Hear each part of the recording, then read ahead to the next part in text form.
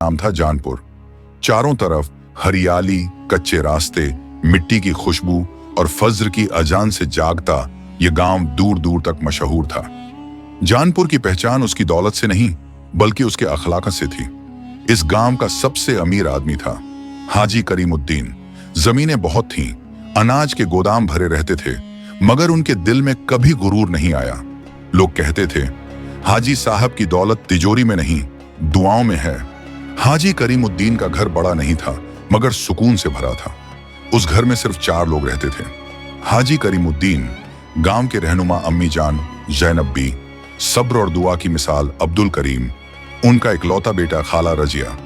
हाजी साहब की बहन हर सुबह हाजी करीमुद्दीन फज्र की नमाज मस्जिद में पढ़ते, फिर गांव का चक्कर लगाते।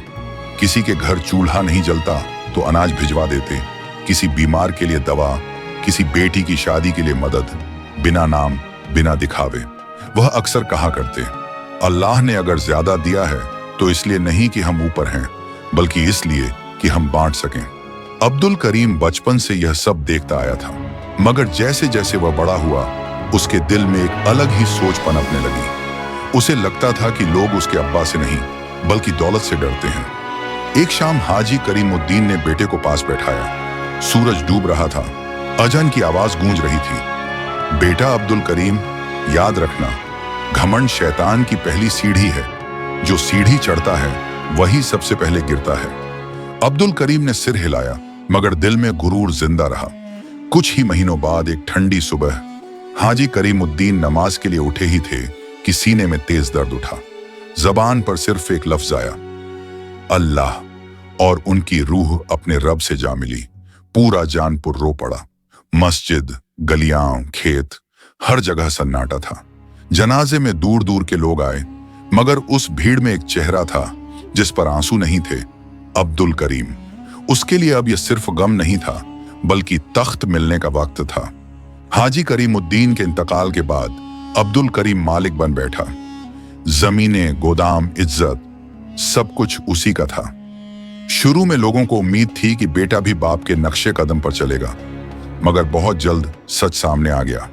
अब जो दरवाजा कभी गरीबों के लिए खुला रहता था, वहीं से उन्हें दुत्कारा जाने लगा। अब वो दौर गया, अब हिसाब किताब से सब होगा। अम्मी जान समझाती, बेटा ये दौलत तेरे अब्बा की अमानत है।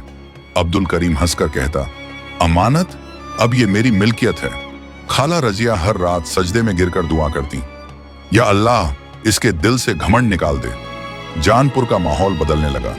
किसान की जमीन छिन गई, विधवा औरत को मदद से इनकार मिला, मस्जिद की मरम्मत रुक गई, लोग डर के मारे खामोश रहने लगे। एक रात अब्दुल करीम ने सपना देखा, वही जानपुर, मगर उजड़ा हुआ।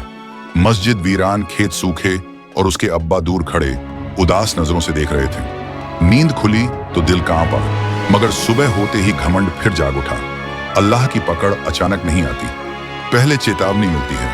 1 साल में बारिश कम हुई, फसलें खराब हो गईं, फिर गोदाम में आग लग गई। उसके बाद अब्दुल करीम बीमार पड़ गया। हकीम बदले, दवाइयां बदली, मगर सुकून नहीं। अम्मी जान की आंखें नम थीं। एक रात खाला रजिया ने कुरान की आयत पढ़ी। उसी रात अब्दुल करीम ने खौफनाक सपना देखा, अंधेरा, सन्नाटा और एक आवाज। वह पसीने में डूबा उठा। पहली बार उसका सिर सजदे में झुका। सुबह होते ही अब्दुल करीम बदला हुआ था। उसने सबसे पहले उसी किसान को बुलाया जिसकी जमीन छीनी थी। रोते हुए माफी मांगी, मस्जिद के लिए चंदा दिया, गरीबों के लिए लंगर शुरू किया। जानपुर फिर से मुस्कुराने लगा। एक दिन अम्मी जान ने कहा, आज तेरा चेहरा तेरे अब्बा जैसा लग रहा है। अब्दुल करीम की आंखों में आंसू थे। देर से समझ आया, मगर सही रास्ता मिल गया। दौलत अगर घमंड बना दे तो जवाल तय है, और अगर सजदे में झुका दे तो वही दौलत रहमत बन जाती है। ऐसी इस्लामिक कहानी सुनने के लिए हमारे चैनल को सब्सक्राइब करें